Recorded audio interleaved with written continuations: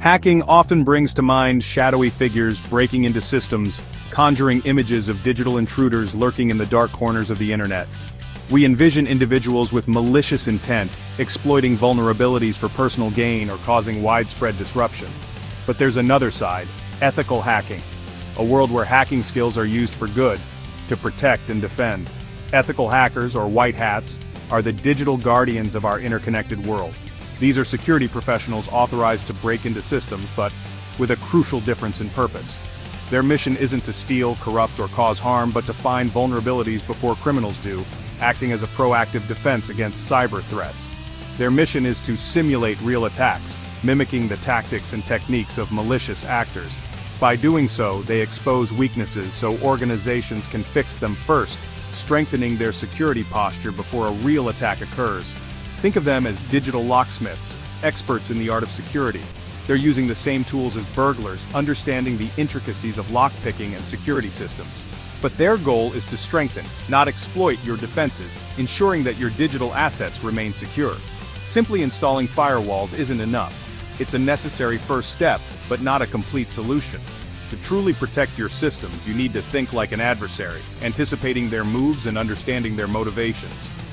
Ethical hackers conduct penetration tests, simulating real-world attack scenarios to identify vulnerabilities.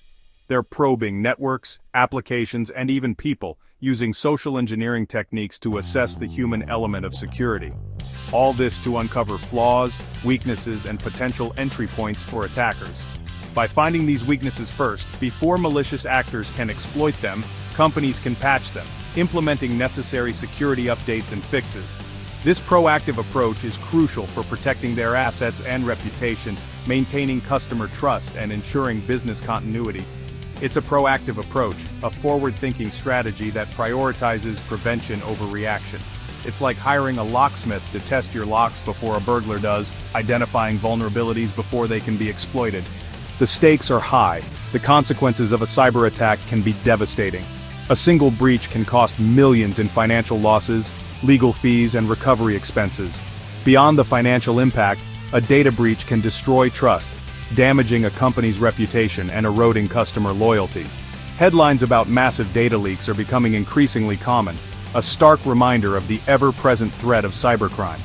Often, these incidents trace back to vulnerabilities that ethical hackers could have found and addressed proactively. Investing in ethical hacking isn't just about compliance with industry regulations and legal requirements. It's about survival in a world where data is gold, where information is a valuable asset that must be protected at all costs. Ethical hackers help organizations face their weaknesses, confronting vulnerabilities head-on in a safe and controlled manner. This testing takes place in a controlled environment, minimizing the risk of disruption or damage to live systems. It's far better to identify and address vulnerabilities proactively than to deal with the aftermath of a cyber attack. Their work is a critical service, an essential component of any robust cybersecurity strategy. By identifying and mitigating vulnerabilities, they are protecting businesses and customers from real threats, safeguarding sensitive data, and ensuring the integrity of critical systems. In today's digital world, where businesses are increasingly reliant on technology and interconnected systems, knowing how attackers think is essential for building a strong defense. It's the foundation for building real security, creating a resilient infrastructure that can withstand the ever-evolving threat landscape. Ethical hacking is about staying one step ahead of the criminals, anticipating their moves and proactively addressing vulnerabilities. It's about thinking like the enemy, understanding their tactics and motivations, but acting for good, using that knowledge to protect and defend. It's the difference between being a victim of a cyber attack, suffering the consequences of a data breach, and being prepared, having a robust cybersecurity defense in place to protect your assets and reputation. Before any hacking begins, before a single line of code is executed, or a network is scanned, there's a crucial foundation that every ethical hacker must understand and respect. Ethical hackers must operate within strict legal and ethical boundaries.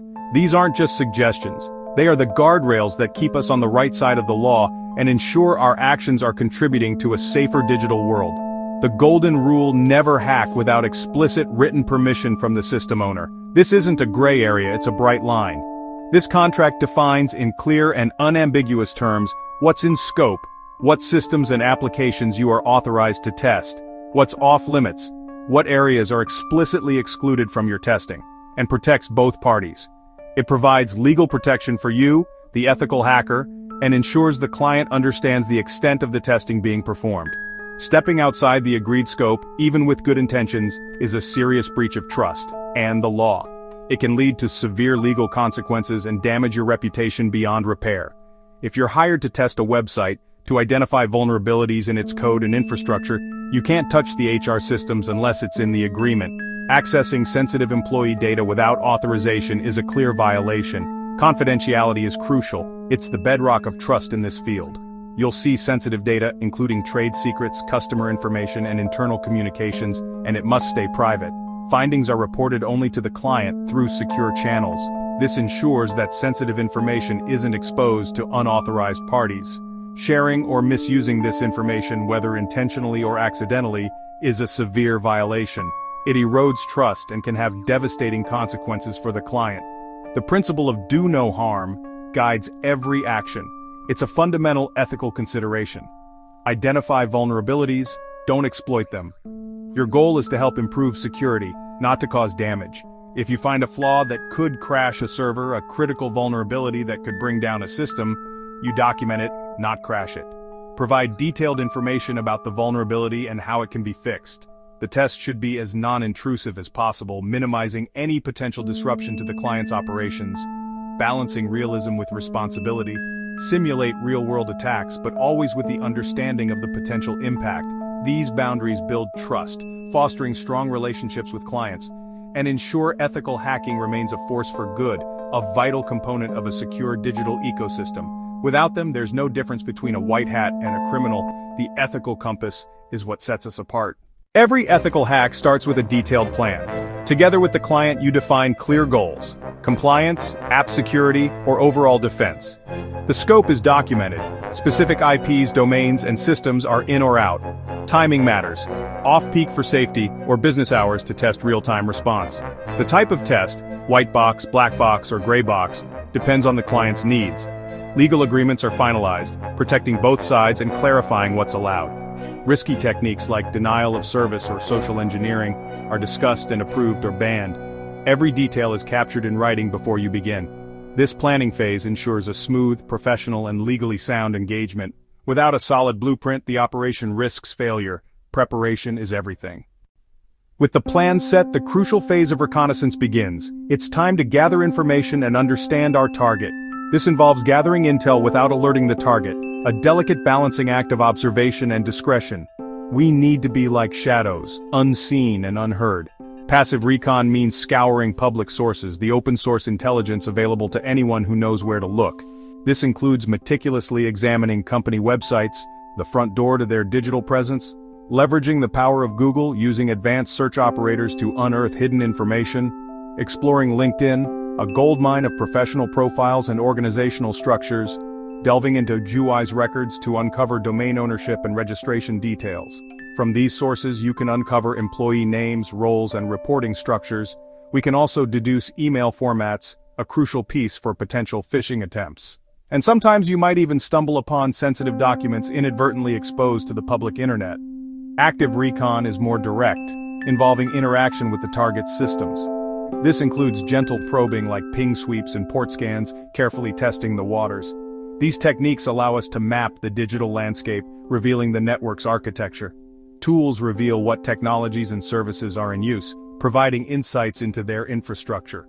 All of this information contributes to building a comprehensive profile of the target. The ultimate goal is to assemble a list of potential entry points, the cracks in their digital armor. We need to identify IP addresses, domains, and key personnel. This intelligence shapes the next steps, guiding our strategy and approach. It allows us to focus our efforts on likely weak spots, maximizing our chances of success. A thorough recon phase is often the difference between success and failure, laying the groundwork for a successful operation. The more you know, the better your chances of finding a way in, exploiting vulnerabilities, and achieving your objectives. Recon is about thinking like an attacker, anticipating their moves and understanding their motivations. It requires being quiet, patient, and methodical, leaving no stone unturned. It's the foundation for every move that follows, the bedrock upon which our entire operation is built. With a map in hand, scanning begins, actively probing for vulnerabilities. Automated tools like Nmap and Nessus scan for open ports, outdated software, and misconfigurations. Open ports reveal running services, potential doors for attackers. Vulnerability scanners check for thousands of known flaws, ranking them by severity. But scanners aren't perfect. False positives and negatives are common. A skilled ethical hacker manually verifies findings, confirming real risks. The goal? Identify exploitable weaknesses, not just theoretical ones. This phase turns raw data into actionable intelligence. Scanning bridges the gap between reconnaissance and real-world exploitation. It's where you find out which doors are truly unlocked. Now comes the moment of truth, gaining access using the vulnerabilities you've found. Exploits might target outdated software, weak passwords, or even human error. Tools like Metasploit can automate attacks on known flaws, granting a foothold in the system. Social engineering, like phishing, can trick users into handing over credentials. The goal isn't just to get in, but to prove access is possible and assess the level of control gained. Did you land as a regular user or an administrator? This information is critical for the final report. A successful breach demonstrates real risk, not just theory, but getting in is only half the story. Next, you show what an attacker could do with that access. After breaking in, a real attacker would try to stay, so ethical hackers simulate persistence. This means installing a harmless backdoor or creating a hidden admin account to show the risk. Privilege escalation is key, turning low-level access into full control by exploiting further flaws. With admin rights, you can move laterally using one compromised machine to reach others. The goal is to show how a single breach can threaten the entire network. Lateral movement reveals the true scope of the risk. Ethical hackers demonstrate how attackers could dig in and spread. This phase highlights the importance of defense in depth. It's not just about getting in, it's about how far you can go. After testing, ethical hackers clean up, removing any accounts, tools, or scripts they created. This returns systems to their original state and prevents new risks. Simulating log deletion shows clients where their monitoring is weak. The real value comes in the final report, a clear, actionable document for the client. It starts with an executive summary for management, highlighting key risks and business impact. The technical section details each vulnerability, risk ratings, and proof of concept steps. Most importantly, it offers specific recommendations for fixing each issue. The report is the client's roadmap to better security. Without it, the test is meaningless. Reporting turns hacking into real-world protection. Want to become an ethical hacker? Start with strong IT fundamentals, networks, operating systems, and web tech. Master the basics before diving into security. Build a home lab with virtual machines to practice safely. Use intentionally vulnerable systems to hone your skills hands-on. Certifications help. Start with CompTIA Security Plus, then move to CEH or OSCP for advanced practical challenges. The OSCP in particular tests your real-world hacking skills in a live environment. Stay curious and keep learning. Cybersecurity evolves daily. Read blogs, follow experts, join forums, and attend conferences. Participate in bug bounties and capture the flag competitions. The best ethical hackers are driven by curiosity and a strong ethical code. It's about understanding how things work and how they break. Combine technical skill with integrity and you'll thrive in this field. Ethical hacking is a journey of constant growth and discovery.